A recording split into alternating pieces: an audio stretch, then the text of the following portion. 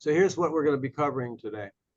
The April 8 total solar eclipse, the fourth eclipse path across continental US since 2012, and it highlights the US Chiron return, which we will be discussing a bit here.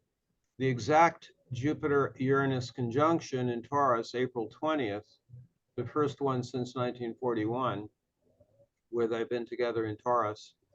Venus reaching her 8th gate, death by intent, April 7th, descending into the underworld on April 27th. And they're going to speculate a little bit on could it actually be another timeline split, and discuss what it is that I am meaning by that and what could mean by that. So we'll unpack these events, attempt to discern the intent of great mystery. Both personal and collective navigation strategies will be discussed. As always, we'll use the TOTAMS signature 3 worlds approach.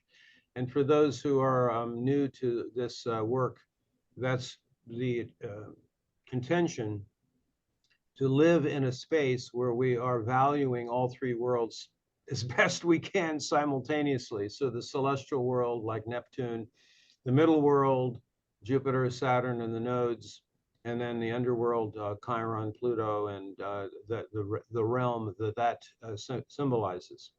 So let's just look at the March equinox chart itself. And there was a really great suggestion that was made by one of our members, and I think in the future we'll do it, which is to, when we put up a March equinox chart, we could use the Aries, the 0 Aries chart, as opposed to what will be different angles depending on where you are. So this is showing the exact point in Pacific Daylight Time. So that wherever you are, there's going to be different angles. So we don't necessarily want to focus on the angles here. But look at some of the configurations that are happening. Someone I noticed in the chat said the Aries seed point. Yes, 0 Aries, exactly. And it's for that reason that if you go back 5,000 years in the northern hemisphere, almost every calendric system began the year with the vernal equinox, the March equinox. Interestingly, the one exception to that was the Hebraic civilization that decided to have the autumnal equinox, the fall equinox, the Libra equinox, be the New Year point. And my own research has indicated the reason they did that was because they wanted to distinguish themselves from the Babylonian culture that they were leaving behind. So we're going to be the fall equinox people rather than the spring equinox people. But anyway, most of the calendric systems of the northern hemisphere were equinox based. And so even today, one of the only things that astronomers and astrologers agree on is that they even use still the language 0 Aries to mark the beginning of the coordinate system. So you have Aries beginning the 12 signs, and and also the way they establish the celestial coordinates, the way astronomers do. They still use that quote 0 Aries point, interestingly. Anyway, let's take a look at this. We've got we're still at the equinox point is still going to be at the very end of a lunar standstill. Actually today, as we're speaking, and yesterday and today, is really extreme out of bounds moon. And we are well into the lunar standstill season. That was not going to be a discussion today about the lunar standstill, but just making reference to the fact that here at this double seed point of the Aries seed point, it's also the Neptune Sun seed point. And then also at the same time, it's a lunar standstill extreme out of bounds moon. So, pardon me. So the way I feel about it is the portal is wide open, and that's actually what happens with an out of bounds moon. It's beyond the boundaries of the ordinary understanding of, in this case, Leo. But for a couple of days, two and a half days, it was the Cancer out of bounds, the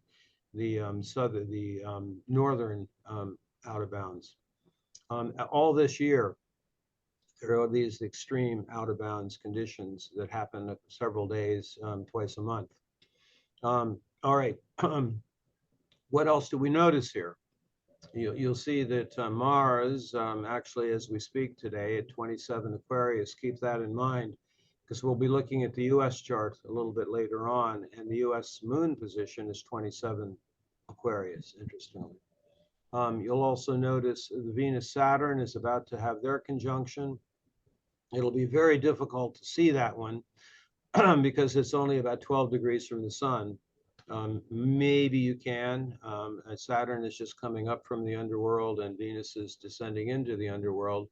And you can still see the window of the Sun-Neptune conjunction there. And then you can see all the lineup of planets that are in the symbols in Aries, Eris, Chiron, Mercury, North Node. And then, as you can see here, how close Jupiter is getting to Uranus. And we'll be talking a lot more about Jupiter and Uranus. So let's go to the next one. Before we forget, and I thank you for putting this in there, Mary.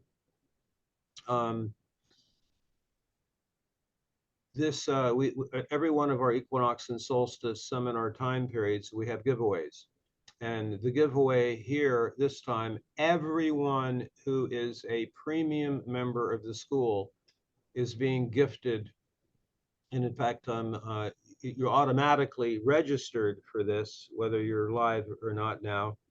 And you can see here what the gift is going to be. You're being gifted the entire TOTAMS Jupiter series for free. You'll find it on your student member dashboard. And actually, we will have as one of our special topics coming up later in the year, the Jupiter into Gemini seminar. And I think there's 11 of them. And so it'll actually be the 12th one, and it will complete all of the ones that we've done going back 12 years. We've done seminars every year with Jupiter moving into a new sign. Jupiter, by the way, the movement of Jupiter into a sign was the original reason why the 12 became important. The ancient Chinese calendar was based upon Jupiter moving through constellations. The 12 came from that, actually. In fact, they were the first civilization that used the 12-360 sexagesimal number system, 12-60-360. So we honor Jupiter for that also. Okay, so you'll all the premiums. That's one of the. It's a lot of benefits if you're a premium member, and this is the giveaway for our Equinox time now. Now the three subjects primarily we're going to be weaving together. First, we'll put our attention on this solar eclipse, but weaving together with the understanding of this solar eclipse is the Venus and Mars cycles. Because there's something going on in April that makes April pretty amazing relative to the Venus cycle. But let's just look at this solar eclipse chart. There is just, you could actually have a whole seminar on 3 or 4 elements of this. One that a lot of you already know about is that the sun and the moon at 1924 Aries. Well, look at Chiron, 1924 Aries. Now, the probability of something like that occurring where you have one of the primary planetary symbols, not only the exact degree, but the exact minute at the time of that new moon is quite astounding. And actually, the comments I noticed there were, yes, the seed point, the Aries seed point for the year is the solar ingress into Aries, but also the closest new moon, So here we have the Aries new moon, and that could also be considered to be a seed point. And actually a seed point, I'm using that language to actually initiate, any new moon every month is a seed point for that. for that month. So the seed point for a year, so on a solar level, is the equinox point. And then the merging of the two together is the seed point. That's a little bit different connotation language than when we're saying one of the purposes of the school is to locate and nurture and connect with seed people. And that was my own mentor, Dane Rajar, wrote this a phenomenal thing in 1973. We have it on our website about what is the necessity to have seed peoples to go into the next this next time frame. Because we're, of course, beyond the scope of this seminar today. We've had other ones about the different converging timelines, the end of Kali Yuga, March 2025, and any number of other things that make this the turning of the ages. So what else can we unpack here? There is the remarkable Chironic signature here. What makes it a total eclipse is the closeness of the nodal axis to the Sun-Moon conjunction. They're only about 4 degrees difference. When the syzygy is 10 or more degrees, then you don't have a total, but it's the near alignment. Also, we'll mention here that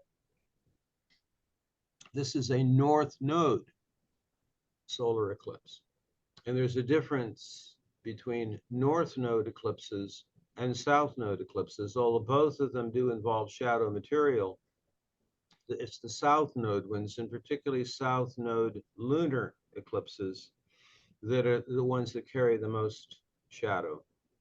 This is a more, how do we say, more possibilities of when you've dealt with the shadow material, then it's punching through into the new, into the fresh, because it's aligned with an in-breath.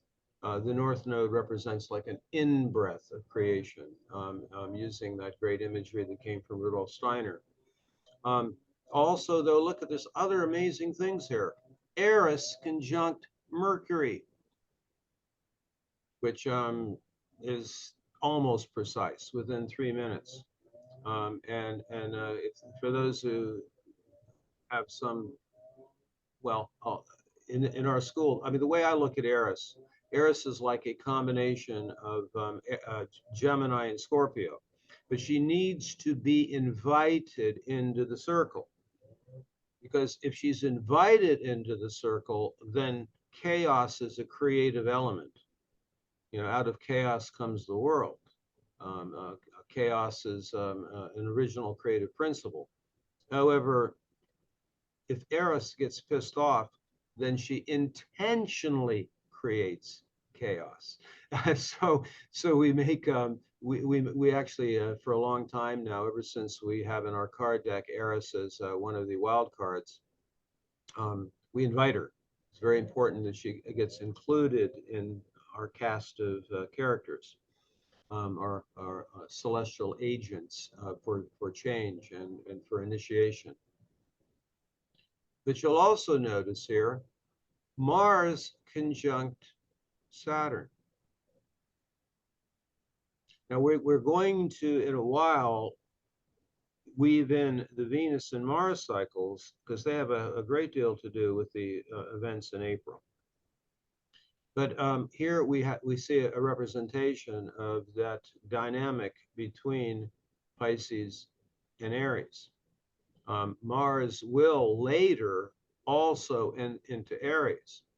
But here we have Saturn with Mars, almost exact on the eclipse date. So what is Saturn here with Mars about? Or we could say, what is the seed point of Aries about? Now let's weave in a couple other factors before we kind of inquire into that and speculate about that. Another thing to note is that when you have a solar eclipse, it's the moon occulting or covering the sun. But it turns out the day before, the moon is occulting Venus. We could say it is covering over Venus. The fact that these things are all happening at that same time are, to me, are pretty remarkable. Wouldn't you say, Mary? I would. And as we'll get into the next portion of this investigation, we'll look into what the significance of that particular Moon-Venus conjunction would be, which is the day before the eclipse. Okay. So that's a lot of stuff here, including how close the Jupiter position at that point is to its one and only exact conjunction with Uranus and Taurus during this time period that Jupiter and Uranus are in Taurus at the same time. That has not happened since 1941, 1942. It's an 83-year cycle, actually. We'll be spending more time looking at Jupiter and Uranus as we go through. But certainly, I think it's important to just to drink in, to be able to hang out with this eclipse chart. Let's go to this next slide. So I have actually been doing a number of seminars in the last couple of years regarding the 4 eclipse paths. This only shows 3 of them. That's from 2012 until 2024 of the absolute remarkable situation of 4 central eclipses tracking over continental United States. The one that is not shown here is the annular eclipse, central eclipse from 2012. And it had virtually the same track as the one October 14th, 2023.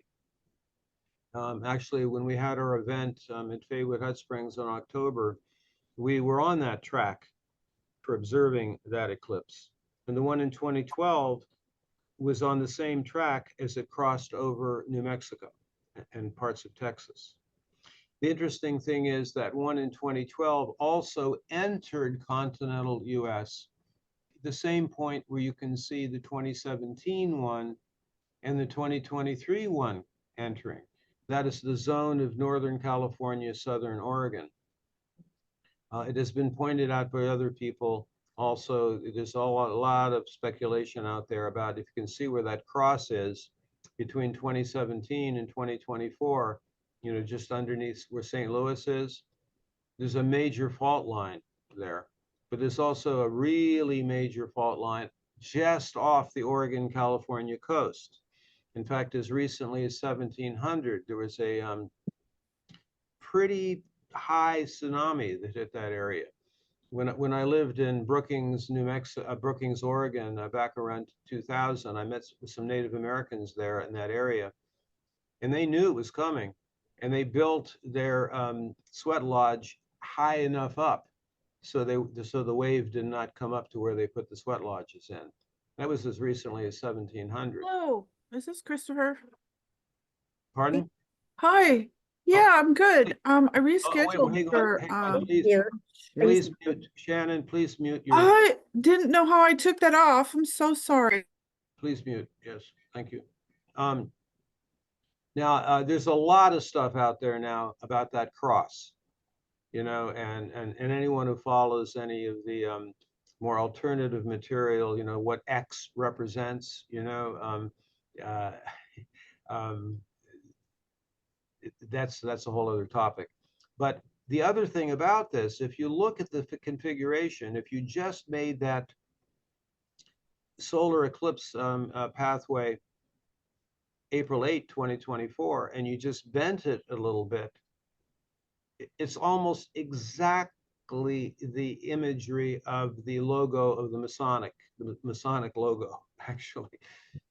Also, there's a lot of information. It's beyond what we were going to try to do here today, where basically this 2024 eclipse path covers over 7 communities on the track named Salem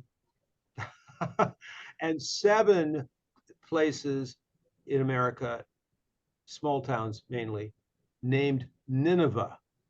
remarkably. How does that happen? Who knew there were 7 communities in America named Nineveh or named Salem? I mean, there's the famous Salem witch trials and so on. But anyway, along that same track, boy, the Christian community is really going gung-ho on that particular information, right? So anyway, the crisscross across the continental US, why do I think this is important? I've always felt, being an eclipse junkie most of my life, that the track of an eclipse, of a solar eclipse, is quite important.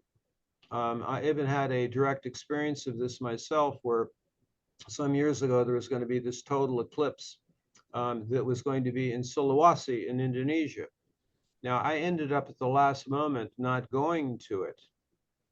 A year after that eclipse, that very same area where the bullseye of that eclipse was in Sulawesi was wiped out by a tsunami. Pretty amazing. So now, am I predicting some kind of doom, or not at all? But I'm just saying that I think that eclipse paths have a great deal to do with regions of the Earth where they go across. Now you'll notice, and in fact, we chose our eclipse events coming up in a few weeks now to be in Ohio, close to Cincinnati. It's one of the places where the track goes across. But we're staying actually at a place called the Arc of Appalachia. So it's right on the edge of the Appalachian Mountains. Well, one of the astronomers that I follow a lot is Guy Otwell.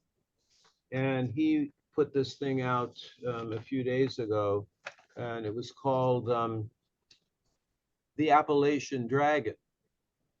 Because if you know anything about the way the Saros cycle operates, where you have the same family of eclipses, they jump around different portions of the Earth, but they'll return to the same geographical area on the third one.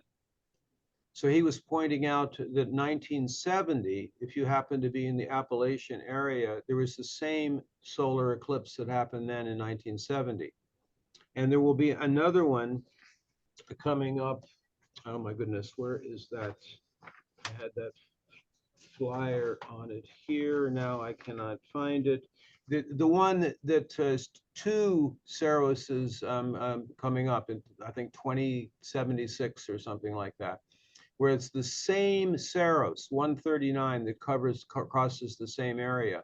So Otwell was calling this the Appalachian Dragon. Why dragon?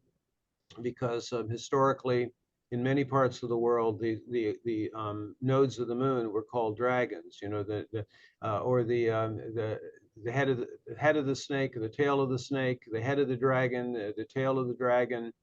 So the draconic cycle of the nodes and the moon are actually what are behind the Saros cycles every 18 years and 11 days.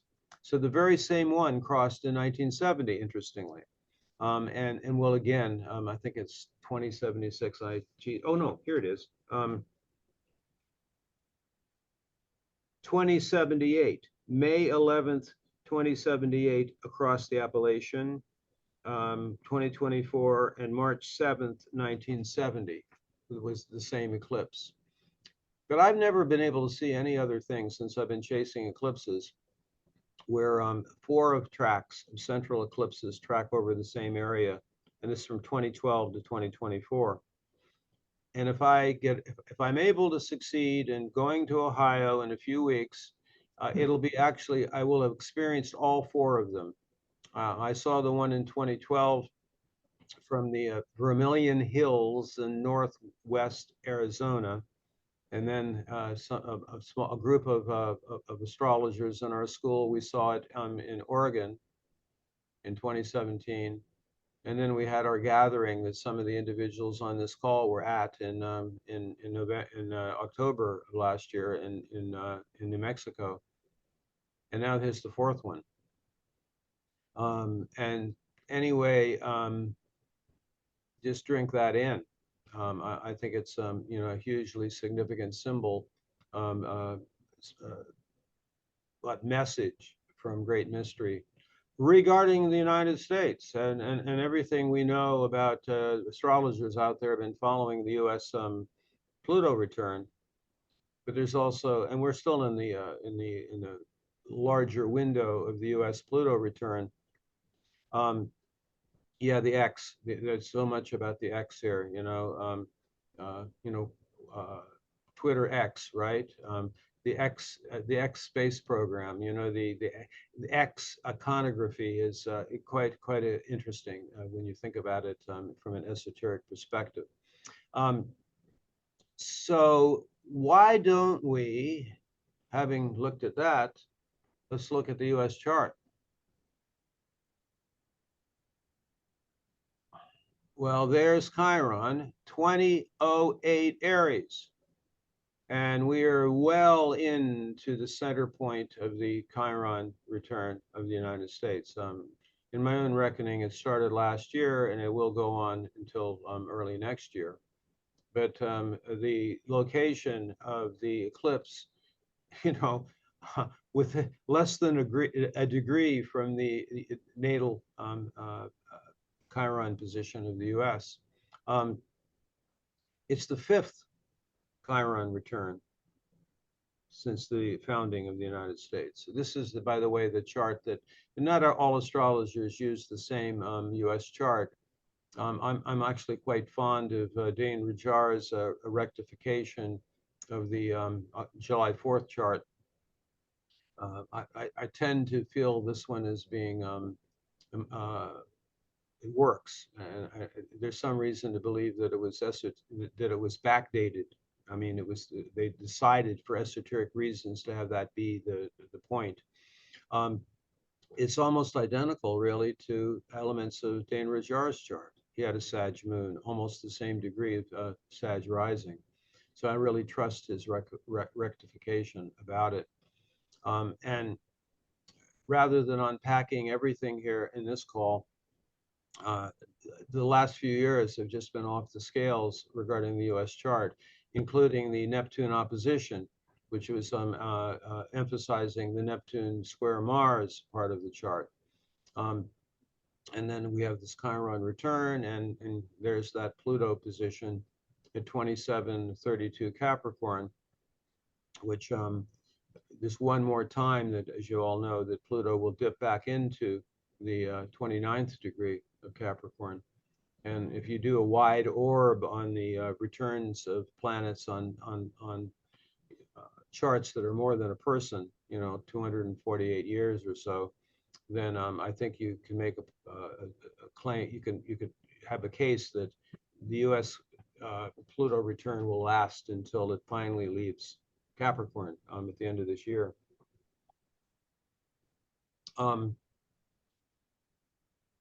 What would be the point of Chiron in Aries?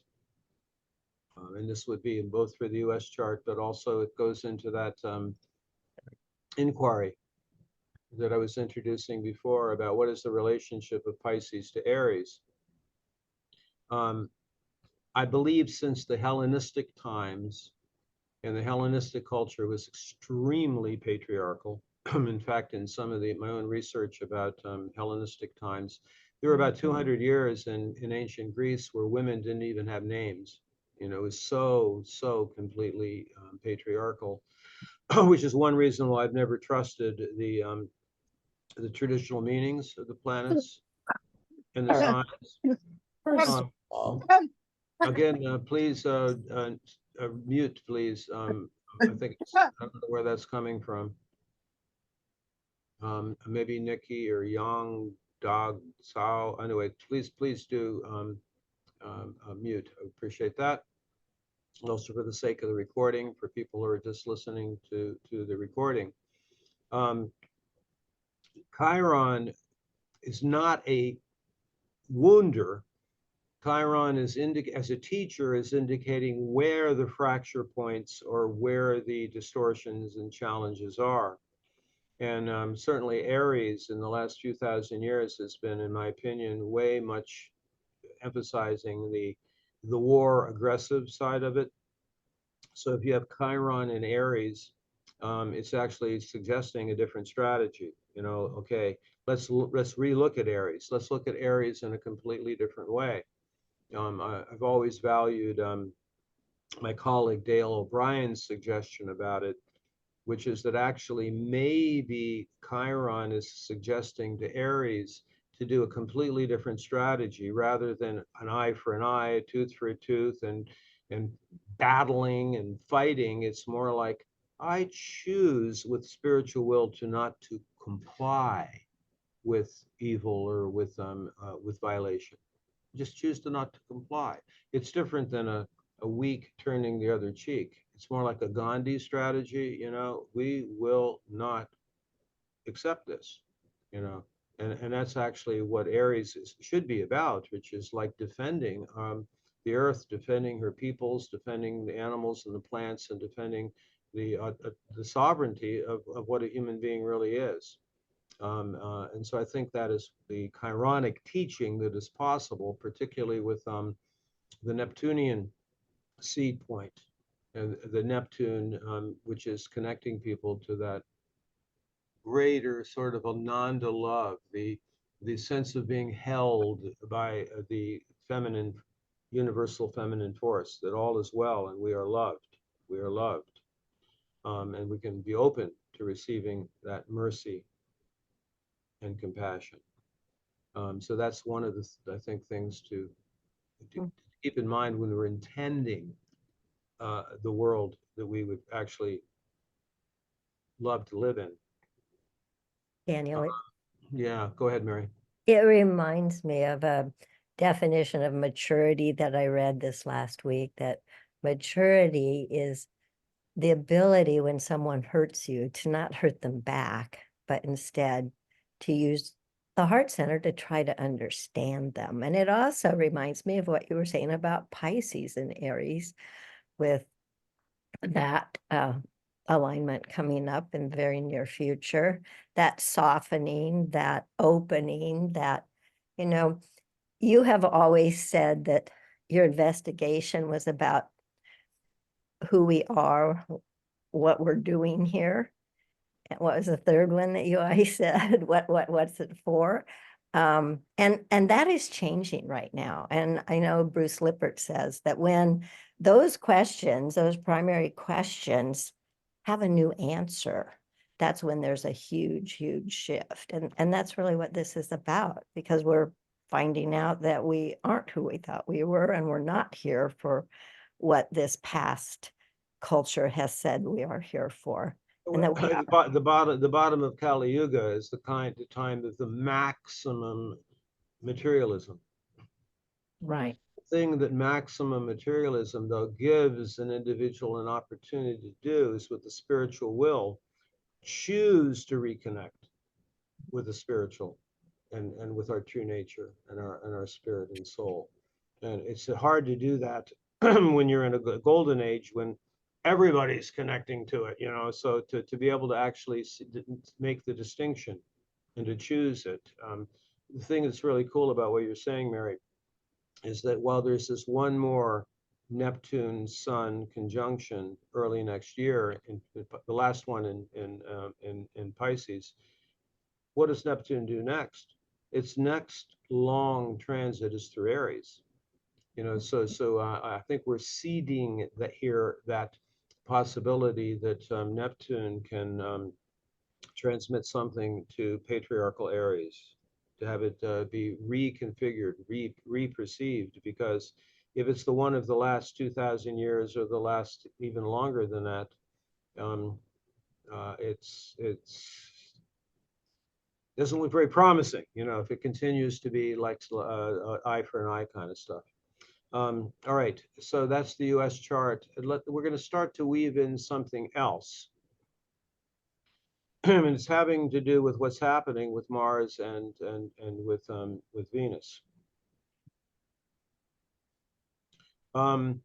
So first of all, Mars.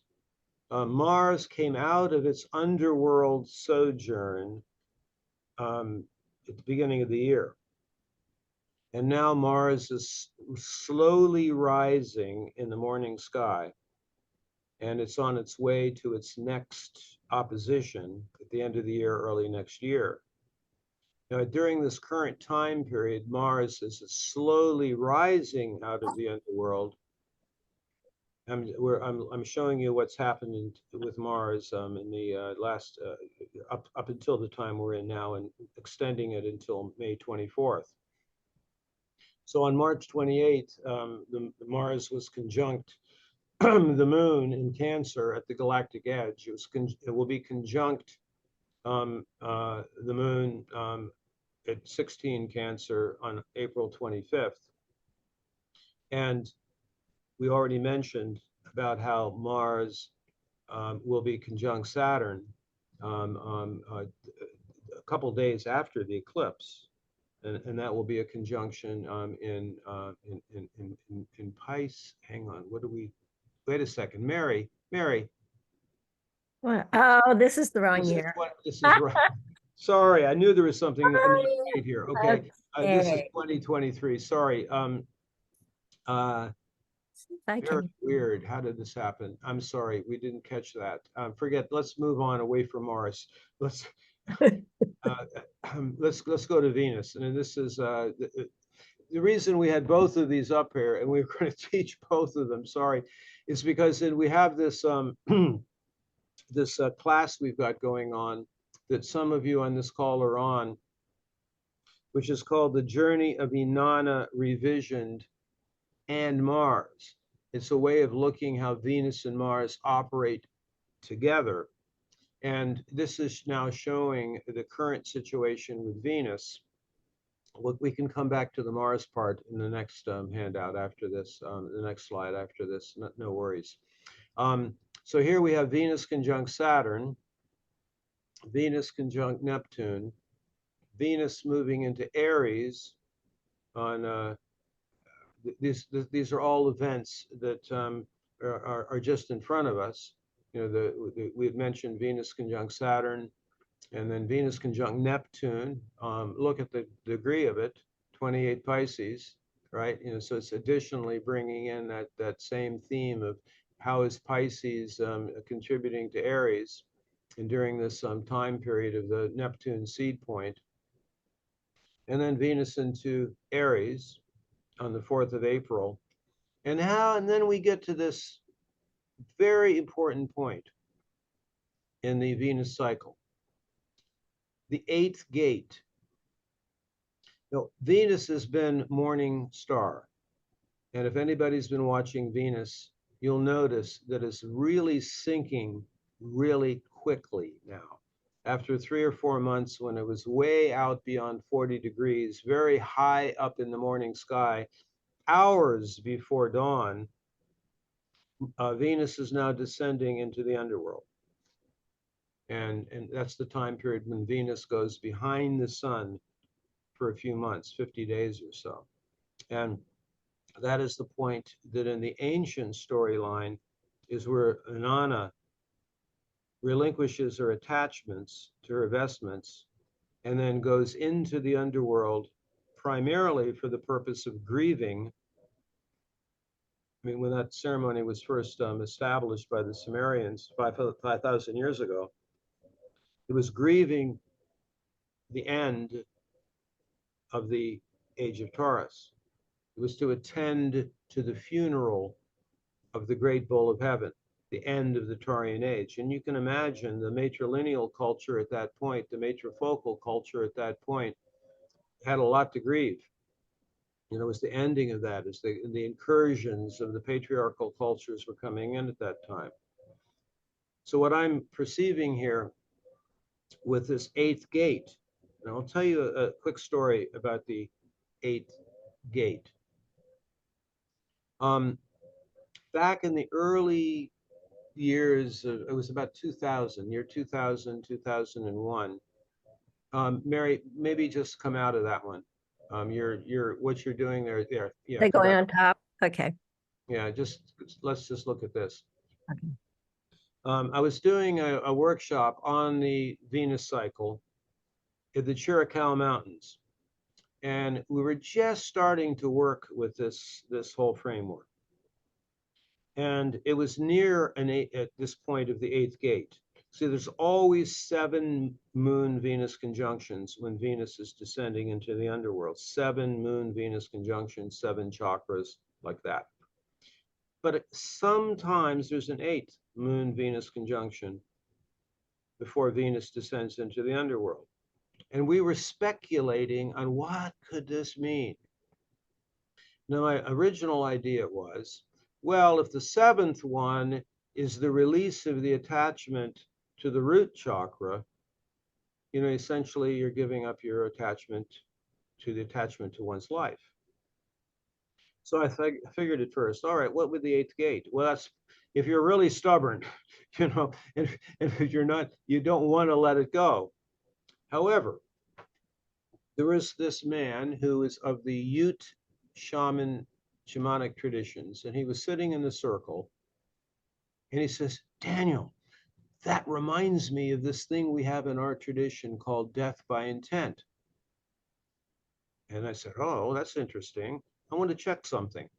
Let me check when you were born and what gate you were born at. He turned out to have been born exactly at the 8th gate, descending. Now that is the kind of thing that gets my attention. How do you get any kind of how do we say, not proof, but like an intuition that maybe we're onto something here. So the 8th gate is where by intention you choose to release your attachments. You relinquish your attachments to whatever it is you're holding on to most dearly. Now, he was a Mars and Scorpio guy, so he wanted to reenact this. And so he went into a cave with a couple of his apprentices.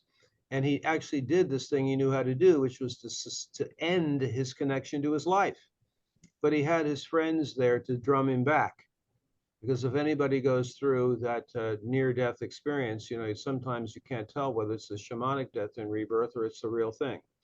So you got to have people to bring you back. My intention here to bring this up, though, is that when Inanna goes into the underworld, when Venus goes into the underworld, or collectively, when you see this happening in the sky, it's not death, which is like going through the bardos, but rather it's a shamanic death in rebirth. And if anybody has gone through one of those, in some cases, it could be speculated that's more challenging than if you just die in your sleep. So I mean, it's an intention to truly relinquish your attachment to who you thought you were. And so I personally believe that this death by intent gate, relative to all the other things happening in April, is suggesting,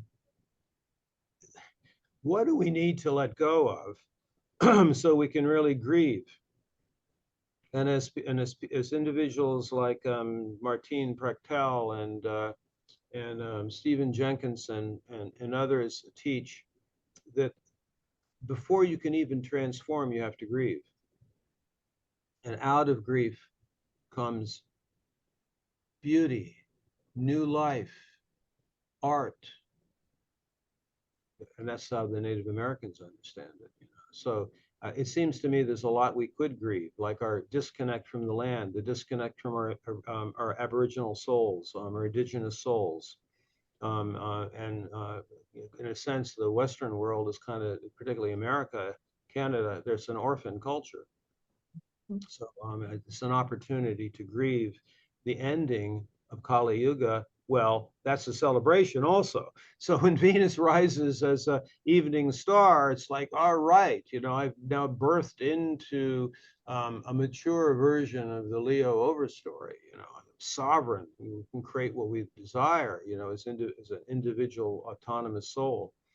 So here we have Venus then is in April, the 8th gate, death by intent, which is also an occultation, where the moon is covering over Venus, just before the moon covering over the sun. And then this proceeds.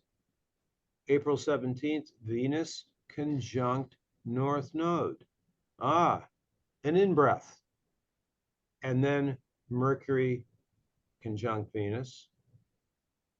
And then around this time period, you see Venus conjunct Chiron also, 20 Aries. I mean, what an interesting week that's going to be. Now, don't forget, we still have the Jupiter-Uranian thing on the 20th. We'll get to that here shortly. But Yeah. then on the 27th is the point when Venus will disappear. It'll be within 10 degrees of the sun, and it will not be seen even on a very low horizon. In this particular season of the Venus cycle, it's pretty straight up and down, so actually the descent happens pretty quickly in this Venus cycle. And so then for after the 27th, move it to the next slide there, underworld phase begins. So from the up until July 11th is the time period where Venus has disappeared on the other side of the sun in the Inanna underworld shamanic death and rebirth time frame. And then all of these other things are happening during the time period that Venus is in the underworld, including the exterior conjunction with the sun at 15, almost 15 Gemini. And to move it forward a little bit more, you'll all have access to this information. And then the evening rise on the 10th of July at 29 Cancer. Now, one of the things that's very interesting, it isn't until the first Moon-Venus conjunction. I need someone to mute, please. Chloe, please mute. Chloe, please mute your mic. Thank you. So what's really interesting about the Venus cycle is that the first Moon-Venus conjunction after Venus rises in the evening sky is in the same sign the journey begins it with. So we're in the Leo overstory. And so when the evening star phase happens with the first Moon-Venus conjunction, it's also Leo. There's such an interesting elegance to the Venus cycle. So that's the Venus part of it. But now I want to take you very quickly to something else. The remarkable dance of Venus and Mars. And I won't unpack this whole thing for you here. But there's this remarkable 32-year cycle. And the synchronization of the Venus cycle and the Mars cycle every 32 years. If you research this, and you can actually pick any date and go back 32, or if you happen to, for example, be having your birthday around this time period, you'll notice this remarkable pattern. And it's really remarkable when you look at the cultural and world history. So take it a little bit further here. So we have devised this whole way of looking at Venus and Mars and divided them into different sagas. Underworld saga, Venus and Mars conjunct the sun in the underworld, off the world stage. That's the next one. Then there's this one where they meet only once in the evening sky, and then there's a long meeting in the morning sky. What we're in now is what is called the Great Saga. The pattern usually has a longer, up to 3 or 4 months period of Venus and Mars within 10 degrees of each other in the evening sky, and a shorter time together in the morning. But recently, these time frames are equalizing, especially revealed with the cycle happening now.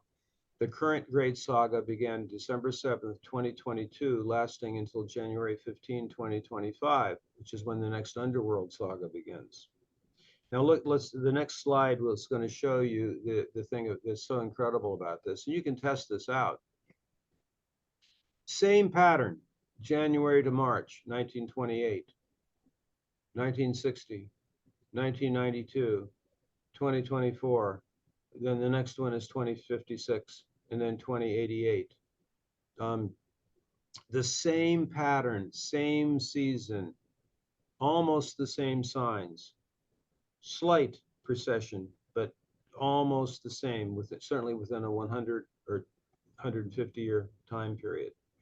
And you can actually, if you happen to be 32 or 64, anyone here is around 64, you can track it back to when you were 32. This is one of these remarkable things about astrological cycles when you work with the synodic cycles. I think, I don't know who said this first, it's a really great comment. It's like history does not always repeat, but it very often rhymes. Here's an example of where the rhyming is taking place. The same Venus and Mars, and I've speculated here that this is actually the version of the Venus and Mars saga, now that they've equalized in the morning and evening sky. Of all the dances between Venus and Mars, this is the one that's most possible for a successful sacred marriage experience, because it's the kind of relationship that happens between Gemini and Leo.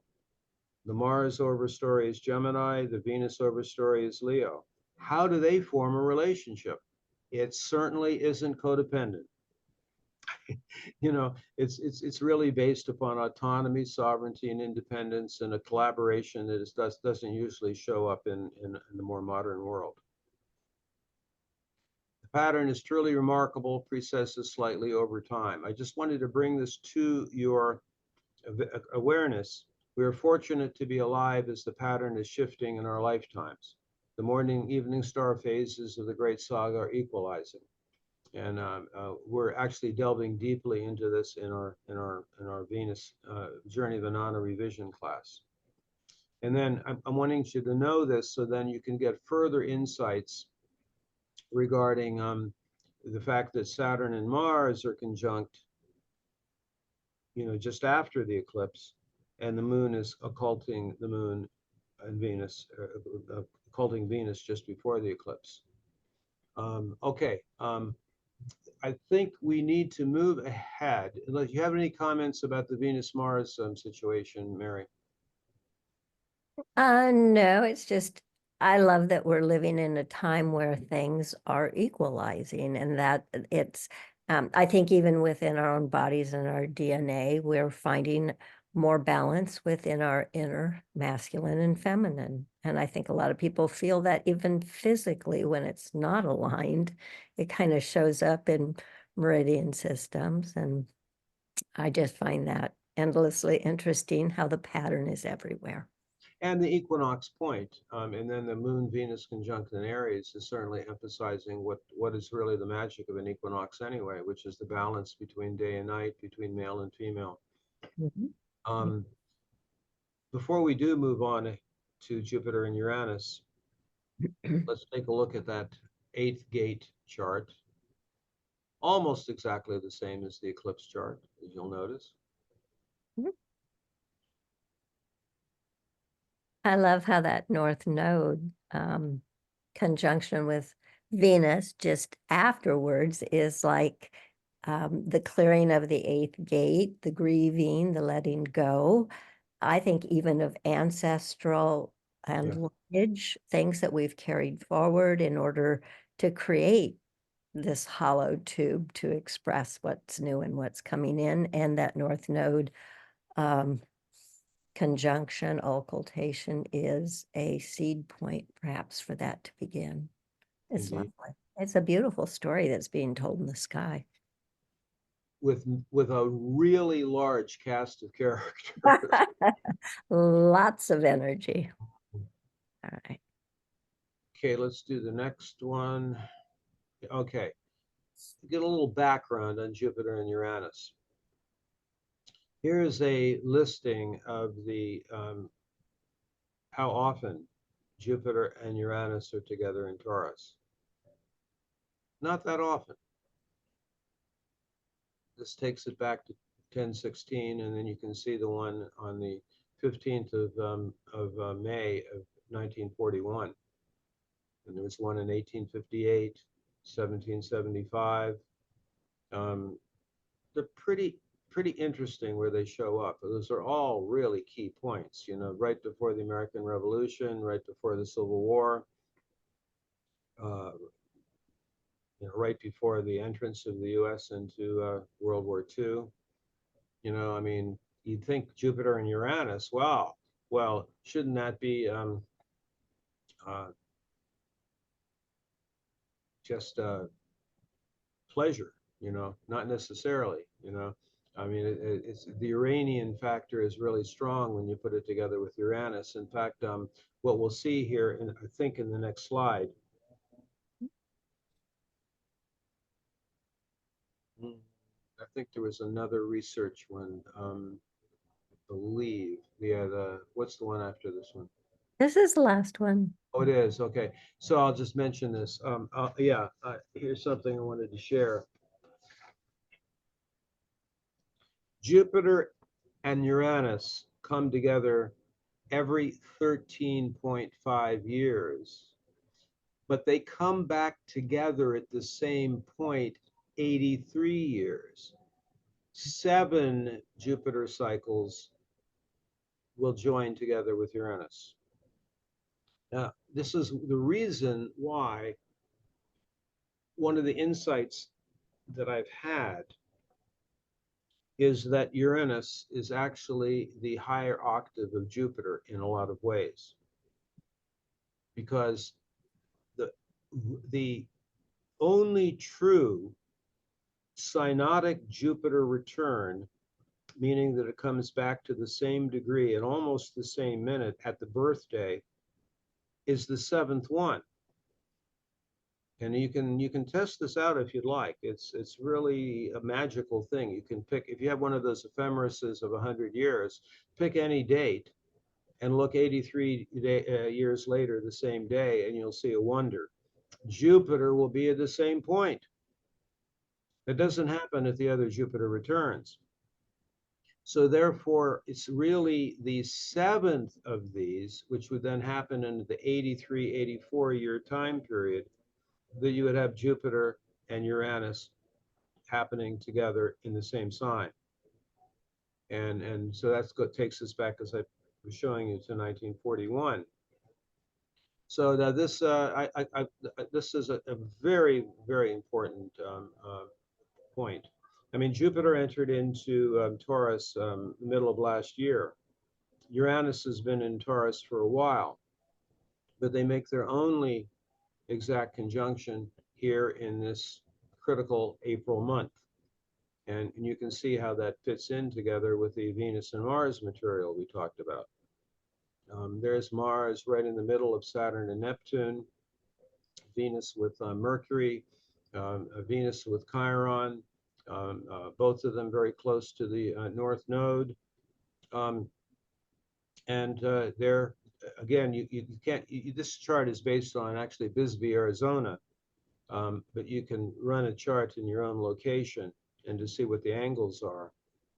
Here it's only there in that part of the world is it in the 7th house, so you can't go by that. Some astrologers will like to just say, well, let's run it for Washington, D.C., or you could do the 0 Aries version of the chart. What happens with Jupiter and Uranus together? If Uranus is like the higher octave of Jupiter, they both are amplifying each other. Jupiter, I use basically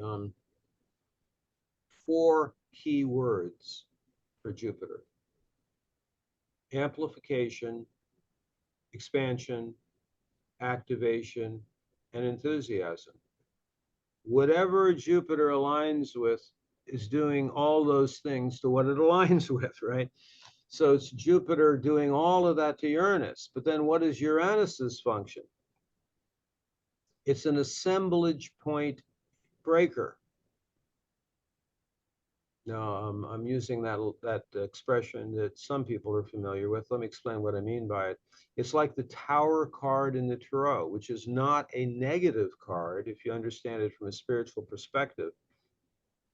It's like the Tower struck by lightning, but it's designed to break apart the structure so that it can reassemble at a different point. there's a Leonard Cohen song this reminds me of. It's like there's a crack in everything, and that's how the light gets in. So there you've got this lightning strike. What else about Uranus? Novelty, unexpected, unpredictable, unknowable events of extreme novelty that are designed to change what has been in place for a long time. It's not designed to create underworld, it's designed to take one to other worlds. So I'm certainly not trying to make it sound like this is doom or something, but rather it's an opportunity to break apart structure. It would seem to me there's a rather unanimity of opinion from many sources, particularly the indigenous and the aboriginal, that something has to give at the bottom of Kali Yuga. It can't get any more dense. It can't become any more materialistic. So therefore Uranus, Jupiter, well, what would be the shadow of Jupiter in Taurus? We have to look at that a little bit. You know, what structure of Taurus would need to be broken apart? Well, security issues. One of the shadows of Taurus is the situation we find historically whenever Jupiter is in Taurus. Eat, drink, and be merry. For in other words, it kind of reminds me of that thing that was popular back in the 80s, 70s, and 80s. You know, the one with the most toys at the end wins. Well, you think that's true? I mean, can't take it with you. So basically the shadow of Taurus is you're just trying to hold on to security without recognizing that the earth is abundant. And you don't have to compete in order. Social Darwinism is like such a violation of the integrity of our human species. Anything can happen here. Any astrologer who believes they can predict what's going to happen in a powerful Uranian situation, they cannot know. It's unknowable. However, you know the time period when such a thing can happen. And so the fact that this would happen in this critical month of April, I think is just remarkable, along with the other things we've looked at. So that's really the information that I wanted to bring forth here.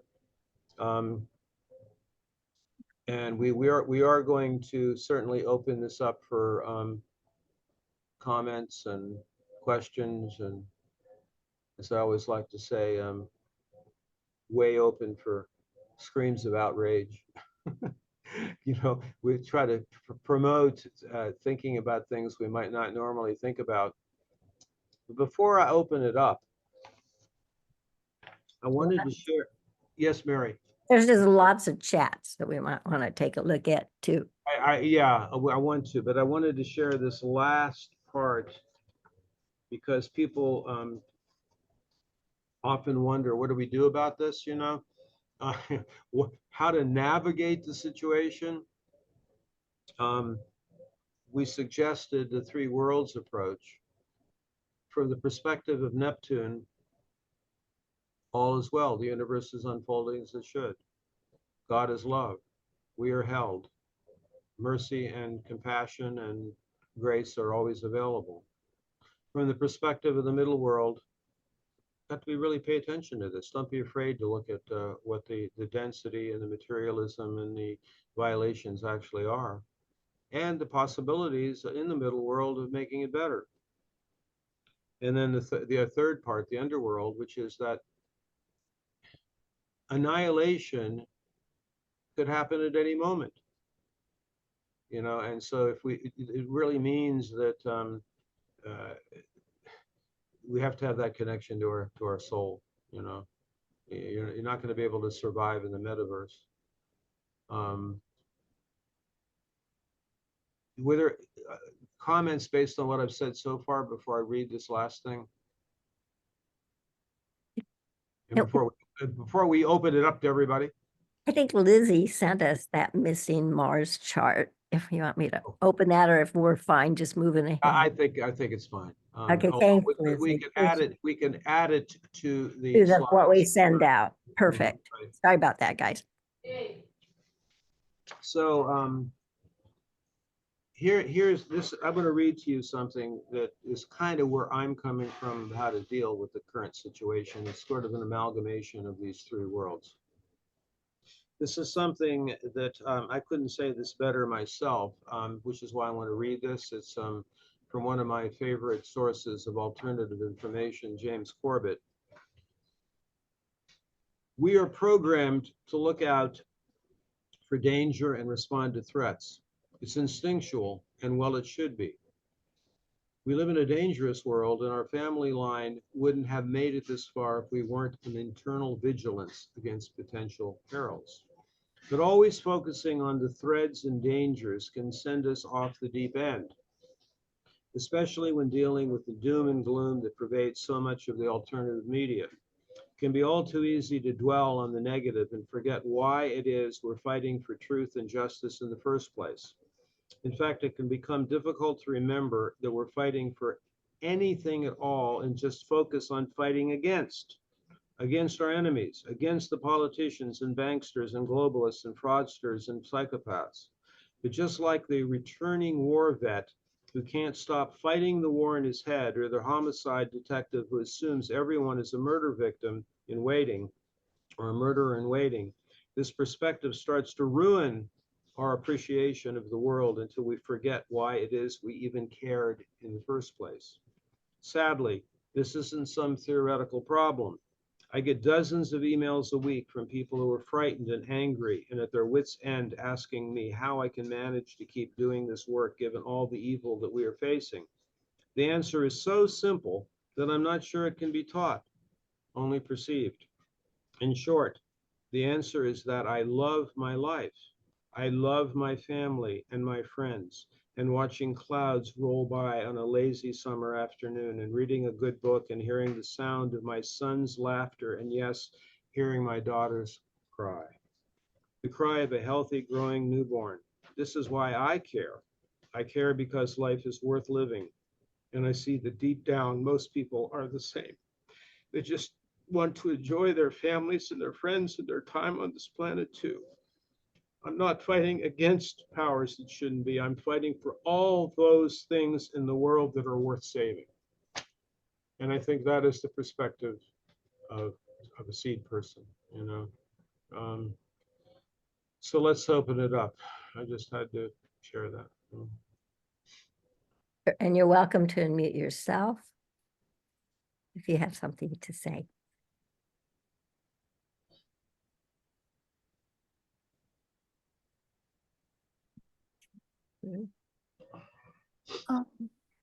Daniel? Yeah. Hi there. I was wondering if you could comment a little bit on this idea of the timeline split. I've been reading and just hearing a lot about that, and I know you've mentioned it, and this seems like a powerful time for that. So I'm hoping to hear a little bit about that from you tonight. Sure. There's different ideas about it. I can just share what I'm sensing about it, and I've been around for, since I was a teenager in the '60s, and I can remember a very clear timeline split. And I was zeroing in on late 1968, but I think it's probably most symbolically represented by two things: the Jupiter-Uranus Pluto conjunction that was happening then, but also even more exact, the last time that Aries was conjunct the North Node was in February of 1969. And I think that was a very, very important timeline split, because up to that time period, at least in my generation at that point, it really felt like the world could be entirely changed. It was that original idea of the age of Aquarius and so on. And it split into two lines at that point. One timeline was in the direction of technocracy and the shadow of Aquarius, and the other timeline went in the direction of what some of the writers referred to as matrifocal humanism, which is really the recognition of the feminine and our indigenous roots in the earth and so on. But then there was another one that has been said to have occurred in 2022, in early 2022. And that particular timeline split was when there was the awareness that at the end of Kali Yuga, that the entire, at least the ones that are alive now, not everyone is going to wake up. You know, there's going to be like a one directional flow is those who have awakened, and then the other directional flow are those that choose to not, freedom to not. Then I just get a sense that it's not going to happen again in April. And the events of April will have a lot to say about how the last couple of years of the timeline convergence. I'm talking about the Kali Yuga, I'm talking about the fourth turning, I'm talking about the precession of the equinoxes and solstices, I'm talking about the entrance into a sixth world from the fifth world. I'm talking about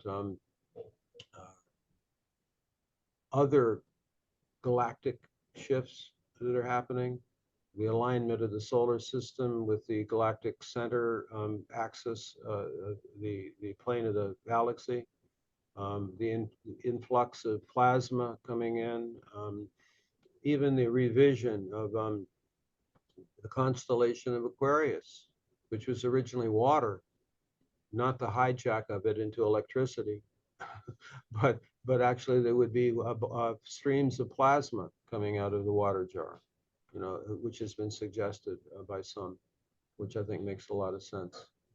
So how that's going to happen, I don't know, but I just think if I look at all these different symbols and things that are happening in April, pretty strong clues coming through that you know, something pretty major will happen there. My own commitment and our school's commitment is to emphasize how we can be in harmony with the changes and to navigate them, not out of fear, but out of consciousness, and to know that we're not in charge. She's in charge. Great Mystery's in charge, you know. So that's the best I can know about it at the moment. Does that Thank answer you your? for that. No. Yeah, thank you. So you're saying, Daniel, that the one that everyone is not going to wake up from is happening in April? No, that basically, you know, like even in the late 60s, there was this belief that the whole world will be transformed and everybody will be right on the same page, you know. And even up until early 2022, there was still a possibility that would happen. You know, that basically the awakening would happen to everybody on the planet. And I think after that time, that split, it was clear that wasn't going to happen. And then so we could say a more of a bifurcation is taking place. But how that bifurcation happens, there's so many different views about how that might happen.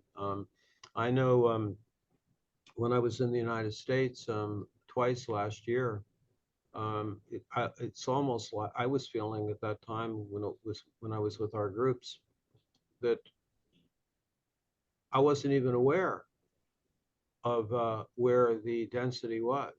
I was just hanging around with people who were awake, you know, and I said, wow, I'm already in an alternate reality, you know, which was really pretty interesting. So, I mean, I'd like to receive that increasing, you know, so that, you know, you go to the airport and you're not even noticing the other density that's happening there, you know, so we're in on an alternative world in the midst of the one we're in. That's one way. I mean, there's other more extreme, well, I mean, more, there's other views on it, you know, like that the earth splits in two, you know, but I think we're at too much of a level of density that it'll happen like that. So I think we're creating a parallel world next to the end of Kali Yuga world.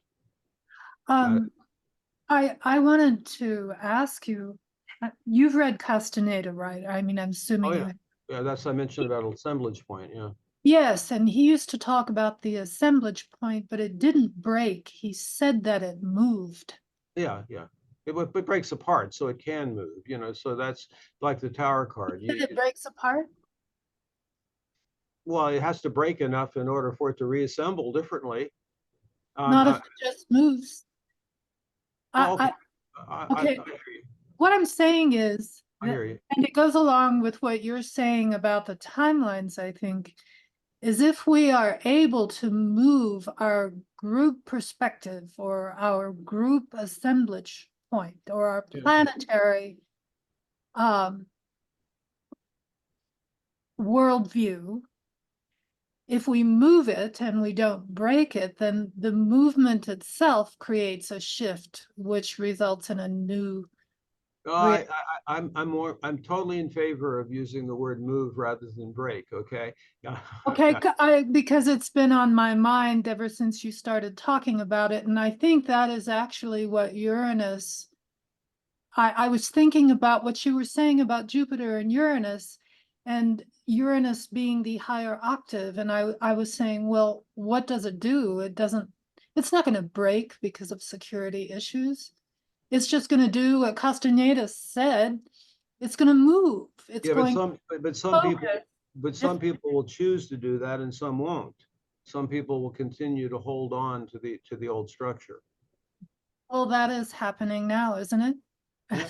Well, that's what I meant by the two different possibilities. But I guess I use the expression break maybe because of the fact I've been involved in too many fourth way rascal teachers that think it's their function to hit you over the head, you know, when they feel like it's time for you to break your assemblage point, you know.